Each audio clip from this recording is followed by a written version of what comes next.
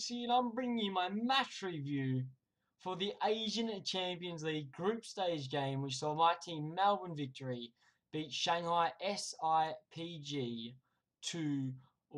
Now, it was quite a good game. Going into the game, there were a few worries. Now, the first one was Elkerson. Very, very good player for Shanghai SIPG. He's already won 2 Asian Champions Leagues and 3 Chinese Super Leagues. He's also been the Golden Boot winner twice in the Chinese Super League. Another person we have to worry about was Asamoah Gyan. Most of you should know this guy. He is the Ghanaian international team captain. He gets paid $500,000 a week, which is the equivalent to £250,000 a week to play for Shanghai SIPG. What a ludicrous amount of money that is, but it shows you what the Chinese Super League are trying to do. Now, the third player we really had to watch out for was Wu Lei. Now, Wu Lei is a very good Chinese footballer, and he has won the Golden Boot in the Chinese Super League for the last 3 seasons in a row. A very rapid player, one to really watch out for. Now, let me just bring up my little notepad here. Now, I did have a full section of notes, which I did manage to lose, unfortunately. I lost all of my notes, which is a bit ridiculous, and it is my bad. I'll tell you now, it is my bad. I did make a huge, huge mistake in that. But I've just watched the game, and I'll tell you what I know. So the lineup, we lined up with Vukovic in goal. We had Delpierre and Ansel played the 2 centre-halves.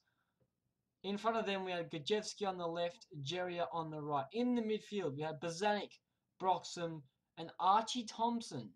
And then up top, we had Ingham on the left, Barbarousis on the right, and we had Barisha up top. Substitution-wise, we had Payne, Mahazi, Macaronis, Thomas, Howard, Deng, and Manan on the bench. So we had those guys to work off. Now, I didn't get to watch the game until about the half-hour mark. I was working, and by the time I turned on the TV, I found out what was going on. So we had 62% possession by the time I came in. We had already played 240 passes to the 120 of Shanghai SIPG. And the other thing we really need to note is the fact that they had 8 shots, none on target. We had 6, 4 on target. We played very well in the first half. 62% possession. We controlled a decent amount of the game. But our main problem was we weren't doing too much with the ball. Yes, we were shooting, but they weren't very good shots. Now, although Shanghai didn't have too much possession of the ball, when they had possession, they really made it count. Now, it was very worrying in the early stages. After watching the highlights, you could just see how it was going to happen. And every time they had the ball, they just made chance after chance after chance. But we did get very lucky. Now, the Shanghai SIPG, they did have a corner, and the ball was played out. I think it was a corner. If not, it was just a ball in. What's happened is they've shot. It has come off Ansel. Ansel has deflected the ball. I think it's gone out to Bozanic maybe. The ball's gone back to Broxham. Then Broxham has found Bozanic again. Now Bozanic turns, runs a little bit, sees Ingham and Barisha running on the left-hand side of the pitch. Now both of them could have easily gotten this ball. Bozanic plays a lovely through ball, splits between them. Barisha leaves it for Ingham. Ingham runs down the left-hand side. He cuts in, goes around his defender, and you think, well, the chance is over, but it's not. He hits it with his right foot. It's the bottom left corner near post, and it's 1-0 to Melbourne Victory. Jai Ingham scores what I think is his first A-League goal, and he scores on his first ever debut and his first ever Asian Champions League game. Now, to think about it, but just in January, he was playing for Shanghai City FC. Now, he wasn't even an A-League player, and now he's on the big stage. He's in the Asian Champions League, and he's bagged his first goal. So, fantastic from Jai Ingham. Did a very good job down the left-hand side. So, we did quite well, and we ended up going into the first half, the halftime break. It was 1-0. We performed very well. Delpierre playing very well. Archie Thompson filling the role of Guilherme Finkler. He did a fantastic job. Archie Thompson looked like a natural in the centre of the pitch. Nice flair added to the game. Quick 1-2 passes everywhere over the pitch. he just added a little X factor that we needed, and it worked out really, really well. I questioned Archie Thompson in the centre of the pitch. No need to. At 37 years old, he played fantastic, and he looked like he had so much energy in the centre of the pitch. Towards the end of the game, he was looking a bit tired, but he did a very good job nonetheless. Now, not long, I think it was 5 minutes after the break, there was a bit of a problem when Alkerson runs down the left-hand side.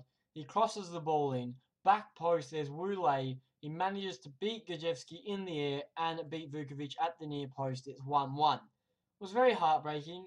Watching Gajewski play, I question why he was allowed to start. Now, Gajewski been a bit controversial the last couple of weeks. We have had Galloway starting. I wish Galloway had started this game too. Galloway, far better centre back. Far better fullback. Sorry. We also have Negro. Why don't we play Negro? He's fantastic as well. But we decided to play Gajewski, and unfortunately he did cost us the first goal. If he had been marking his man a bit better, then it would have been a different situation. But he lost the track of his man, and ultimately he cost us. But nonetheless, maybe 5-10 minutes later, Shanghai were coming down the left-hand side again. Now, they had a throw-in. The ball's come to Alkerson. He's taken on the man. He's shot. It's in the back of the net. But the goal's been disallowed. Now, why was the goal disallowed, you wonder? It's because, although there's a ball in the back of the net, there's also another ball on the 18-yard line. Now, we had a ball in the back of the net. We had a ball on the line. There were two balls in play. The referees called it back. We were very, very lucky. If that ball hadn't been there, it would have been a clear goal. No doubt about it. We just switched off, and it would have been costly. But we managed to pull through. And the referee, I think, made the right decision. Although they have scored, there's another ball on the pitch. You got to take the play again. That might be a bit biased, but even if it happened to us, and we did score, yeah, I'd be frustrated.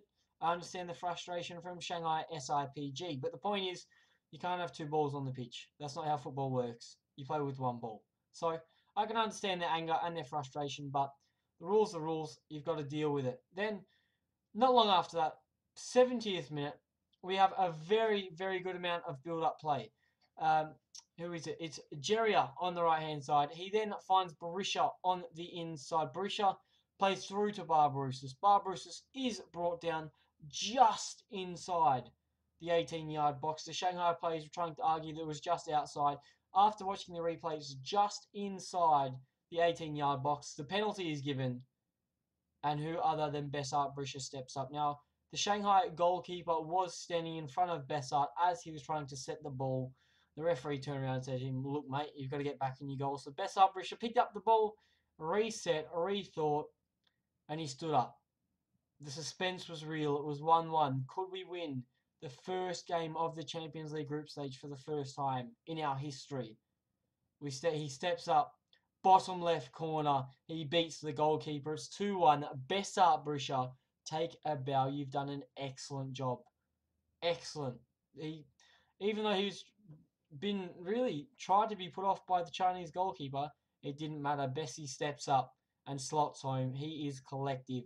He is calm. That is what we need. Fantastic from him. Now, Barbarouses had another chance late on.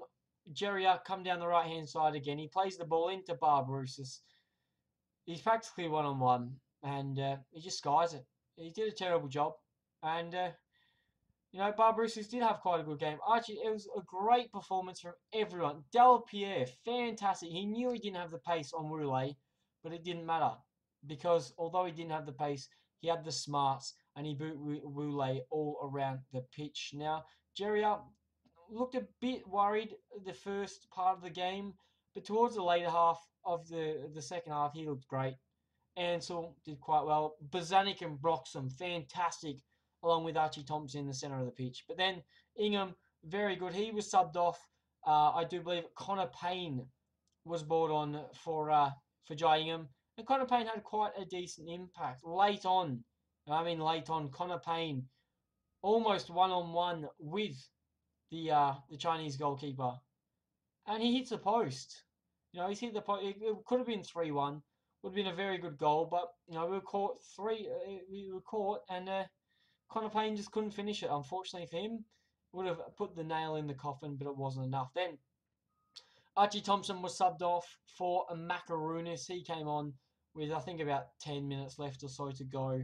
And the final sub was Bessart Brisha off for George Howard. But not long after the chance of Connor Payne, Elkerson did come through on the right-hand side. Broxham was trying to hunt him down.